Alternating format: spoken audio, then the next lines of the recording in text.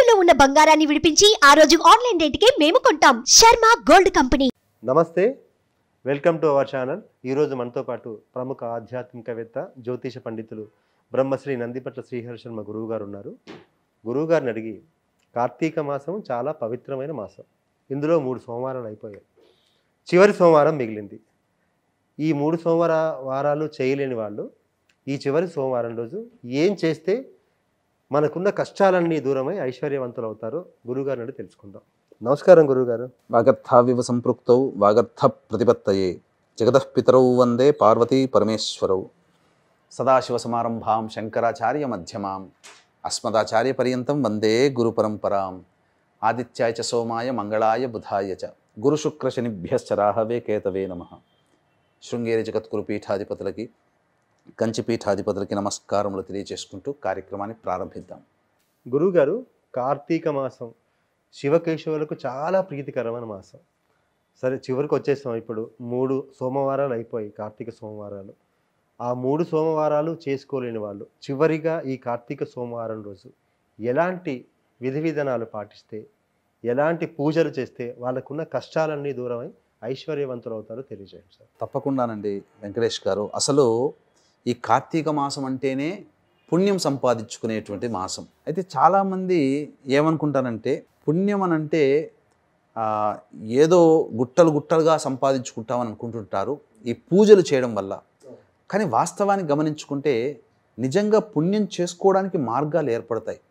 అంటే ఏం జరుగుతుంది అంటే, ఉన్న నిజము చెప్పాలి, శాస్త్ర ప్రకారము కర్మ సిద్ధాంతం ప్రకారం చెప్పాలి అని అంటే, ఈ శివారాధన ఫలితం వల్ల గత జన్మ కర్మదోషాలు, పాపాలు ఏవైతే ఉన్నాయో, ఆ యొక్క త్రినేత్రుడి నేత్రజ్వాలలో మన్మధుడు గనక దహనమైపోయి బూడిదగా మిగిలిపోయినట్టుగా ఆ యొక్క మన గత జన్మ కర్మదోషాలన్నీ శివానుగ్రహం, ఆగ్రహం చేత బూడిదైతే మనకు అనుగ్రహించి మన కర్మదోషాలని పాపాలని బూడిద చేస్తాడు. తర్వాత జరిగేటువంటి మార్పు ఏంటంటే, పుణ్యం ఎలా వస్తుంది అని అంటే, పుణ్యం సంపాదించుకోవాల్సినటువంటి జ్ఞానాన్ని మనకు ప్రసాదిస్తాడు. ఏ పని చేస్తే మంచి, ఏ పని చేస్తే చెడు, ఎవరికి ఎటువంటి సహాయాలు చేస్తే, ఎటువంటి దానాలు చేస్తే మంచి జరుగుతుందనే విచక్షణ కలిగి మంచి పనుల వైపు మానవుడి యొక్క మేధస్సు వెళుతుంది. ఆలోచనలు, బుద్ధి అన్నీ మంచి పనులు చేసుకుంటూ వెళ్తాడు. ఆ విధంగా పుణ్యం వస్తుంది తప్ప మనం ఇది చేయడం వల్ల పుణ్యం రాదు. పుణ్యం చేసుకునే మార్గాలు మనకు కలుగుతాయి. ఆ విధంగా మనిషి పునీతుడు అవుతాడు. తద్వారా వాడి జీవితం ఆ చెప్పినటువంటి విధానాన్ని అనుసరించినటువంటి వాళ్ళ జీవితంలో ప్రశాంతత వస్తుంది, కుటుంబం సంతోషంగా ఉంటారు. ఇవి పుణ్యం వల్ల కలిగేటువంటివి. కాబట్టి కార్తీక మాసం అనేక మాసాల్లో వ్రతాలు, పూజలు, అభిషేకాలు, హోమాలు, నోములు ఇలా ఆచరించేవి కొన్ని ఉన్న మాసాలైతే, కేవలం గత జన్మ కర్మదోషాలు, పాపాలు తొలగిపోవడానికి పెట్టబడినటువంటి మాసముగా ఈ కార్తీక మాసం ప్రసిద్ధికెక్కింది. కాబట్టి కార్తీక మాసమిగా ఇప్పటి వరకు చాలామంది అనేక రకాలుగా ఈశ్వరుని ఆరాధన చేసుకుందాం అనుకుని బిజీ స్కెడ్యూల్ ఉండి చేయలేని వాళ్ళకి ఈ కార్తీక ఆఖరి సోమవారం ఒక వరం. తర్వాత చాలామంది ఈ కార్తీక సోమవారం అప్పుడే అయిపోతుందా, ఈశ్వరుని ఎన్నో విధాలుగా చేసుకున్నాం, 1వ సోమవారం, 2వ సోమవారం, 3వ సోమవారం, అసలు సోమవారాలే కాకుండా ప్రతిరోజు ఈశ్వరుని ఇలా ఆరాధన చేసుకోవాలని ఒక్కొక్క రోజు ఒక్కొక్క ప్రత్యేకంగా చేసుకొని ఉండి ఇంకా చేసుకోవాలి, ఇంకా ఈశ్వరుని అనుగ్రహం పొందాలని పరితపించే వాళ్ళు ఈ సోమవారం రోజున కొన్ని ఈశ్వర అనుగ్రహం కోసం కొన్ని పరిహారాలు చేసుకోవాలి. ఇప్పుడు వీక్షించేటువంటి ప్రేక్షకుల్లో ప్రాణంతో సమానమైనటువంటి దాన్ని ఆ ఈశ్వరునికి అర్పిస్తే ఆ ఈశ్వరుడు మనకు ప్రాణదాతగా ఉంటాడు. ఈ కార్తీక ఆఖరి 4వ సోమవారం రోజున ప్రాణదాతగా ఉండవయ్యా అనే భావంతో ఈశ్వరుని ఆరాధన చేయాలి. ఎందుకంటే వెంకటేష్ గారు, మీకైనా నాకైనా ప్రపంచానికైనా ప్రాణమే కదా ముఖ్యం. ఈ ప్రాణం ఉంటేనే అన్ని పనులు చేయగలుగుతాం కదా. మరి ఈ ప్రాణమే మనకు ప్రసాదింపచేసే ఆపద సమయంలో మనకు ఇబ్బందులు ఉన్నప్పుడు ప్రాణాన్ని కాపాడగలిగే పుణ్యాన్ని ఈ 4వ కార్తీక సోమవారం రోజున ఎలా పొందాలో మనం ఈ యొక్క కార్యక్రమంలో తెలియజేసుకుందాం. ముఖ్యంగా ఈ కార్తీక సోమవారం 4వ సోమవారం రోజున బ్రహ్మముహూర్త కాలంలో లేచి కాలకృత్యాదులు తీర్చుకొని 4 గంటల నుంచి సూర్యోదయం వరకు కూడా శివ పరివార చిత్రపటానికి పుష్పమాల వేసి అక్కడ అభిషేకం చేసుకునే అవకాశం ఉన్నవాళ్ళు ఇప్పుడు చెప్పబడే విధంగా అభిషేకం చేసుకోవచ్చు. ఎలా? ఆ యొక్క చిత్రపటం ముందు అష్టదళ పద్మం వేసి ఇరువైపులా ఆవు నేతితో దీపారాధన చేసి లేదా నువ్వుల నూనెతో అయినా కానీ దీపారాధన చేసి ఆ అష్టదళ పద్మము మీద చక్కగా పసుపు కుంకుమ రంగరించి తరువాత దాని మీద 2 తమలపాకులు, దాని మీద ఒక గిన్నె లాంటిది ఏదన్నా బోర్లు ఇచ్చి ఆ గిన్నె మీద 3 తమలపాకులు పెట్టి ఆ తమలపాకుల మీద శివలింగం పెట్టి ఆ రోజున అంతకు ముందు కంటే రోజున దొరికేటువంటి అనేక రకాలైనటువంటి ద్రవ్యములతో ఇంట్లో తెచ్చిపెట్టుకొని ఆ ద్రవ్యములతో శివాయ నమః శివాయ నమః శివాయ నమః అనుకుంటూ అభిషేకం చేయండి. అభిషేకం చేసే ఓపిక లేని వాళ్ళు ఆ చిత్రపటం ముందర అభిషేకం చేసే ఓపిక ఉన్న వాళ్ళు అభిషేకం చేసిన తర్వాత, అభిషేకం చేయలేని వాళ్ళు ఆ చిత్రపటం ముందర చక్కగా శివపరివారం దగ్గర ఆ యొక్క బిల్వదళములతో కానీ శివ అష్టోత్తరంతో అర్చన చేయాలి. వివిధ పుష్పాలతో, అష్టపుష్పాలతో, మల్లెపూలు, మల్లికా పుష్పములు, చామంతి పూలు, ఇలా 8 రకాలైనటువంటి పుష్పములతో దొరికేటువంటి అర్చన చేస్తే చాలా సంతోషిస్తాడట ఈశ్వరుడు. అప్పుడు శివ సహస్రనామ పారాయణం చేసి అష్టోత్తర పూజ చేయాలి. అష్ట పుష్పాల 8 రకాల పుష్పాలతో.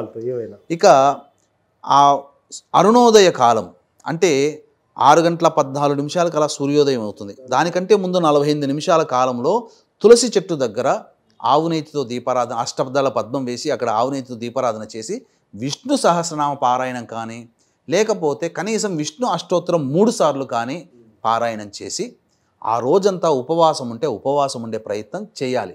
లేదు ఉపవాసం లేని వాళ్ళంటే 12 లేదా 1 గంట కల్లా భోజనం చేయండి. ఎందుకనంటే సూర్యాస్తమయ సమయానికి మధ్యలో ఆ భుజించిన ఆహారం జీర్ణమైపోవాలి. ఉపవాసం ఉంటే ది బెస్ట్. 5 గంటల కల్లా మళ్ళీ స్నానకృత్యాదులు తీర్చుకొని 5:30కి సూర్యాస్తమయం అయిపోతుంది. ఆ సూర్యాస్తమయానికల్లా దేవాలయానికి చేరుకోవాలి. చేరుకొని ఆ దేవాలయంలో చక్కగా ప్రాణం ప్రదాత అని చెప్పాను కదా, ఆ యొక్క నవగ్రహాల చుట్టూ శివాయ నమః అంటూ 27 సార్లు ప్రదక్షిణ చేసి శివాలయంలో చేరుకోవాలి. వీక్షించేటువంటి ప్రేక్షకులకి గమనిక, ఈ యొక్క ఆదివారం అమావాస్య సందర్భంగా జాతకరీత్యా కలుగు విద్య, వివాహ, ఉద్యోగ, దాంపత్య, సంతాన, అనారోగ్య సమస్యలకి మరియు వృషభ, మిథున, కర్కాటక, సింహ, తుల, వృశ్చిక, మకర, కుంభమీన రాశుల్లో జన్మించిన వారికి శనిదోష పరిహారార్థమై సర్వదోష నివారణ పూజలు, హోమాలు అనేటువంటివి పర్ హెడ్ 1500 రూపాయలకి చేయించడం జరుగుతుంది. అవకాశం ఉన్నవాళ్ళు కార్యక్రమ తదనంతరం కాంటాక్ట్ చేసి గోత్రనామాదులు నమోదు చేసుకోవచ్చు. ఇక ప్రాణంతో సమానమైనటువంటి వస్తువుతో అభిషేకం చేయాలని చెప్పాను కదా, దీనికి ఒక వివరణ ఇస్తాను. అన్నముతో అభిషేకం చేయాలి. ఎందుకు కూడా తెలియచేస్తాను. కృతయుగే అస్థిగత ప్రాణ, త్రేతాయుగే నరగత ప్రాణ, ద్వాపరయుగే మాంసగత ప్రాణ, కలియుగే అన్నగత ప్రాణ. అంటే మానవులకి కృతయుగంలో ఎలా ఉండిందంటే ఎముకలు ఉన్నంత వరకు కూడా వాళ్ళు జీవించున్నారట. మరి ఎముకలు నశించిపోవు కదా, 1000 సంవత్సరాలు ఉంటాయి. ఇప్పటికీ తవ్విన 1000 సంవత్సరాల కిందట ఎముకలు అంటే ఆ కాలంలో 1000 సంవత్సరాలు జీవించారట. త్రేతాయుగే నరగత ప్రాణ అనగా ఈ నరములు పనిచేస్తున్నంత వరకు వాళ్ళ జీవితం ఉందంటే 100 సంవత్సరాలు వరకు, మ్యాక్సిమం 1000 సంవత్సరాలు బ్రతికారు. ద్వాపరయుగే చర్మగత ప్రాణ, ఈ చర్మం ఉన్నంత వరకు కూడా ద్వాపరయుగంలో బ్రతికారట, అంటే 100 సంవత్సరాలు. కలియుగే అన్నగత ప్రాణ, ఈ కలియుగంలో అన్నం మీదనే మన ప్రాణం ఉంటుంది. అంటే మనం ఆకలి వేసినప్పుడు ఎన్ని బిస్కెట్లు, ఎన్ని బ్రెడ్లు, ఎన్ని తిన్నా, ఎంత ఫాస్ట్ ఫుడ్ తిన్నా అన్నం తింటేనే కడుపు నిండుతుంది. అలాగే ఈ యొక్క మానవ జన్మ ఉత్పత్తి కూడా అన్నములోనే ఉంటుంది. అంటే ఏ తండ్రి తల్లిదండ్రుల కడుపులో పుట్టాలో నిర్ణయించుకున్నటువంటి ఆ యొక్క ఆత్మ ఆ పురుషుడు తినే అన్నంలో ప్రవేశిస్తుంది. ఆ అన్నము గుండా పురుషుడి శరీరంలో ప్రవేశించి కణములలో చేరి ఆ కణములలో స్త్రీ గర్భంలో ప్రవేశం చేసి ఆ అండాశయముకి ఫలదీకరణం చెంది అప్పుడు మానవ జన్మ ఎత్తుతారు. అంటే అన్నము ద్వారానే జననం జరుగుతుంది కదా, అన్నము తింటేనే మనిషి ప్రాణం నిలుస్తుంది కదా. కాబట్టి మనకు అనేక యుగాల్లో గనక మనం చూసుకున్నట్లయితే వెంకటేష్ గారు, మనకి ఈ మధ్య చూసుకుంటే శ్రీకాళహస్తిలో తిన్నడు కంటికి కన్ను పెట్టడం ద్వారా మోక్షాన్ని ప్రసాదం, విక్రమాదిత్యుడు తన శిరస్సును ఖండించి అమ్మవారికి అర్పించడం ద్వారా మళ్ళీ గొప్ప అమ్మవారి అనుగ్రహాన్ని పొందాడు. అలాగే విష్ణు భగవానుడు కాశీక్షేత్రంలో మణికర్ణికా ఘాట్లో 1000 తామర పుష్పాలతో పూజ చేసి ఒక పుష్పం తక్కువ అవడం వల్ల ఒక కన్నుని పుష్పంగా సమర్పించడం ద్వారా సుదర్శన చక్రాన్ని పొందగలిగాడు. త్రిపురాసురులు కూడా ఒక కన్నుని సమర్పించడం ద్వారా శివుని ద్వారా వరాలు పొందగలిగారు. కాబట్టి మానవులం కలియుగంలో మరి ఎలా మనము ప్రాణదాతగా మనం కొలవాలి, ప్రాణదాత ఎలా మనకు ఈశ్వరుడు అనుగ్రహించాలి అని అంటే అన్నముతో అభిషేకం చేయాలి. అన్నాభిషేకం. కాబట్టి ప్రెషర్ కుక్కర్లో కనుక వేస్తే ముద్దగా అవుతుంది. కాబట్టి అన్నాన్ని గంజి వార్చినట్లయితే పుల్లలుగా ఉంటుంది. గోరువెచ్చగా ఉండాలి, ఉడుకుడుకుగా ఉండకూడదు. గోరువెచ్చగా ఉన్నటువంటి అన్నముని తీసుకొని ఇలా చేతిలో తీసుకొని ఇలా ధారగా బియ్యాన్ని పట్టుకొని ఇలా ధారగా పోస్తే ఎలా వస్తుందో అలా అన్నముని చేతిలో తీసుకొని ఈ 5:30 నుంచి 6:30 మధ్య కాలంలో ఆ యొక్క సంధ్యా సమయంలో శివ శివ శివ శివ శివాయ నమః అనుకుంటూ దేవాలయంలో ఉన్నటువంటి శివలింగానికి కానీ, లేకపోతే దేవాలయం బయట ఉన్నటువంటి శివలింగానికి కానీ, లేదా మీ ఇంట్లో పెట్టుకున్నటువంటి శివలింగానికి కానీ అభిషేకము చేసుకోవాలి.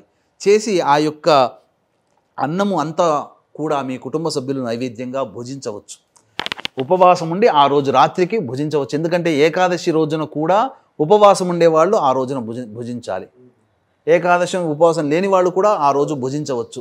ఆ విధంగా ఆ శివాభిషేకం చేసినటువంటి అన్నాన్ని నైవేద్యంగా అందరూ తీసుకున్నట్లయితే మన ప్రాణముతో సమానమైనగా ఈశ్వరుని యొక్క శక్తి ఎటువంటిదంటే, మనం మారేడు దళాలతో అర్చన చేస్తే ఎందుకు చేస్తున్నాము? లక్ష్మీ స్వరూపం, ధనము కావాలనే కోరికతో మారేడు దళాలతో అర్చన చేస్తాం. కాబట్టి మనకు అచిరకాలంలోనే ధనవంతులం అవుతాం. కాబట్టి ఏది కావాలని చెప్పి ఆ యొక్క ద్రవ్యముతో గనక అభిషేకం చేస్తే 100 రెట్ల ఫలితాన్ని మనకిస్తాడు. మన ప్రాణంతో సమానంగా ప్రాణం ఆ యొక్క అన్నము ద్వారానే మనం పుట్టాము. కాబట్టి మన పుట్టుకకు కారణమైనటువంటి అన్నాన్ని గనక అభిషేకంగా ఆ ఈశ్వరునికి ద్రవ్యంగా వినియోగించినట్లయితే మనకు ప్రాణదాతగా మిగులుతాడు. ఇది అనుభవిస్తే తప్ప తెలియదు.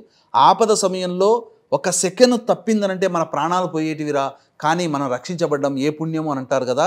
ఈ ఆఖరి కార్తీక సోమవారం రోజున ఏ వ్యక్తి అయితే అన్నాభిషేకం చేసుకుంటాడో అతనికి జీవము, అతని యొక్క ఆయుష్లో కొంత భాగము పెరుగుతుంది. కాబట్టి అకాల మరణాలు, గండ దోషాలన్నీ తొలగిపోతాయి. ఈ విధంగా ఎవరైతే చేస్తారో వాళ్ళకి తప్పకుండా శివానుగ్రహం వలన మృత్యుంజయత్వం సిద్ధిస్తుంది. ఈ 4వ ఆఖరి కార్తీక ధర్మార్థ కామ్య మోక్షాలు 4 ఉన్నాయి కదా. అలాగే 4 రకాలుగా ఉన్నప్పుడు మనిషి నిలబడాలంటే ఆఖరిదైనటువంటి ప్రాణము నిలబడాలి. కాబట్టి ఈ అన్నముతో అభిషేకము ఆ ఆఖరి కార్తీక సోమవారం రోజున చేయడం ద్వారా వాళ్ళకి కుటుంబ సభ్యులందరూ ప్రాణములతో ఎక్కువ కాలము జీవించడానికి, ఆపద సమయంలో గండదోషముల వలన అపమృత్యు భయాలు తొలగి వాళ్ళు చిరంజీవులుగా మిగలడానికి ఆ యొక్క పుణ్యము సంపాదించి పెడుతుందని చెప్పవచ్చు. చాలా బాగా తెలియజేశారు గురుగారు. చివరి సోమవారం రోజు అటు ఉదయము ఇటు సాయంత్రం చేయాల్సిన పూజా విధానం, మనల్ని మనం రక్షించుకోవడానికి, శివుడి అనుగ్రహం పొందడానికి చేయాల్సిన పూజా విధానం చాలా చక్కగా తెలియజేశారు. ధన్యవాదాలండి. సర్వం శ్రీ ఉమామహేశ్వర పరబ్రహ్మార్పణమస్తు.